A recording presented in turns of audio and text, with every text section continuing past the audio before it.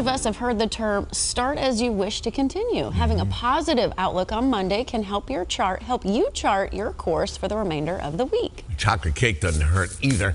All right, Choose Hope is today's Motivational Monday topic. We're joined by award-winning author Stacy Hawkins Adams, who shares her insights. Always good to have you here. Positivity obviously is an attitude that you have to kind of equip yourself with and go with, and we're going to have a young lady on in a few minutes, a Miss Virginia, having emceed several beauty pageants in the past. That is always a theme, and so if we choose hope, then we have to live hope and follow through on it, don't we? Absolutely, absolutely, Bill. And so, you know, we are in unsettling times in our nation. You just watch the news headlines, you talk to your neighbor, you go into the grocery store, things feel unbalanced and unsettled. So the challenge today and this week is to lean into intentionally choosing hope. And what does that look like?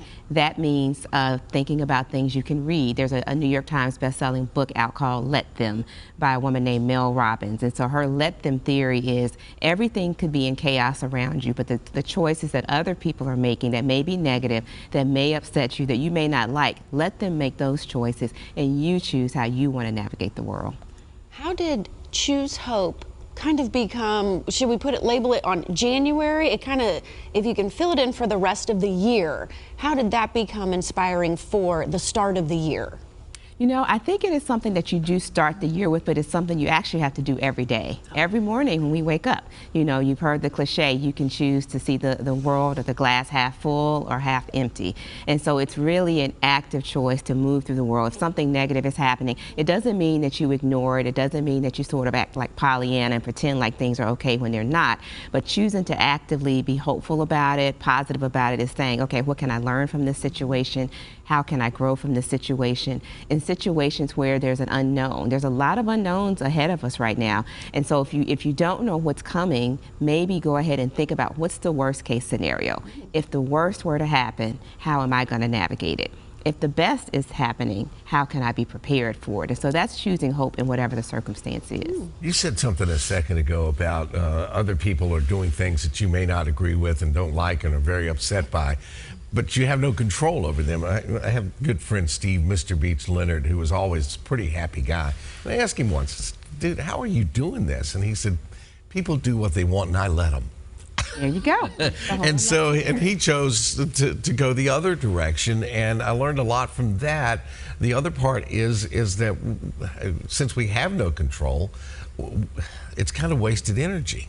It absolutely is. And so think about the energy, think about when you go down a negative path, everything else kind of is affected by that. Your health is affected, your stress levels, the people around you are affected by the negative energy. So what if you kind of like take a deep breath? I always talk about taking a deep breath. It's easy to go down the negative path. It's easier It's much easier to go down a negative path than to be strong enough to have the strength to restrain yourself, to operate with grace, to realize that everybody's choices will impact them as well as maybe you're impacted by it. But everybody's going to have a consequence for their choices. So you really want to think about maybe even your tomorrows. Like when I look at my tomorrows, what do I want those memories to be from how I acted today? So you're making future memories and how you act as well. So you want to think about those outcomes as well. So can it be hard to choose hope? Oh, absolutely. I think so. I think if some days you have great days. Yesterday, folks were watching their football teams. We were just talking about the Chiefs and the Eagles. I could go either way. I have friends on both sides. So in choosing, like your team didn't win, how are you going to handle that if you're the team that didn't win? Something that you had anticipated happening and it's not falling into place. If you go in the negative path, is that going to make things better? Or if you take a breath and say, all right, I'm going to be hopeful, I'm going to be positive. What can I do instead? What can I do in the meantime? There's something hopeful, and there's always a better outcome when you choose the better way. I think one of the, again, you can learn from just things all around you. One of the things we learned from the Washington Commanders and their rookie quarterback, the kid seemed never to get down. He was always positive. And you know, there's lessons in all of this, and you can choose that. I remember watching the funeral for President Carter.